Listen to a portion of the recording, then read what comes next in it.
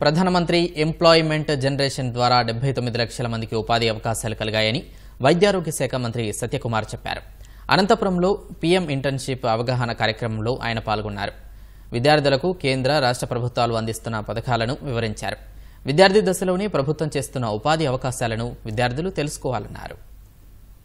Skill development కోసం ప్రధానమంత్రి కౌశల్ వికాస్ యోజన లేదా DDU GKY లాంటి కార్యక్రమాలు, అదేవిధంగా రాష్ట్రంలో స్కిల్ సెన్సస్ కార్యక్రమం ఉన్నప్పటికీ ప్రధానమంత్రి ఎంప్లాయ్మెంట్ జనరేషన్ అనే ప్రోగ్రామ్ అనేది ఒక గేమ్ చేంజర్గా ఉంటుంది. విద్యార్థులు తమ చదివైన తర్వాత వాళ్ళ కాళ్ళ మీద వాళ్ళకు ఉద్యోగాల కోసమే చూసుకోకుండా వాళ్ళ కాళ్ళ మీద వాళ్ళు నిలబడి మరో కొంతమందికి దారి చూపించే అవకాశం ఉంది.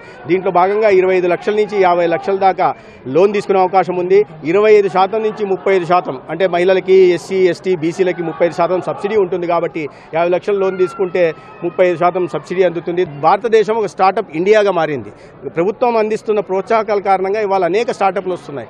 దేశంలో 1,40,000 స్టార్టప్లు ఉంటే వాటిలో 25 స్టార్టప్లు యూనికార్న్ స్టార్టప్. ఒక్కొక్క యూనికార్న్ స్టార్టప్ యూనికార్న్ స్టేటస్ రావాలంటే $1 బిలియన్ వాల్యుయేషన్ ఆ కంపెనీకి ఉండాలి. ఒక PMEGP ప్రోగ్రామ్ కిందనే ఇవాళ 79 లక్షల మందికి ఉపాధి అవకాశాలు కలిగాయి ప్రధానమంత్రి ఎంప్లాయ్మెంట్ జనరేషన్ ప్రోగ్రాం కారణంగా.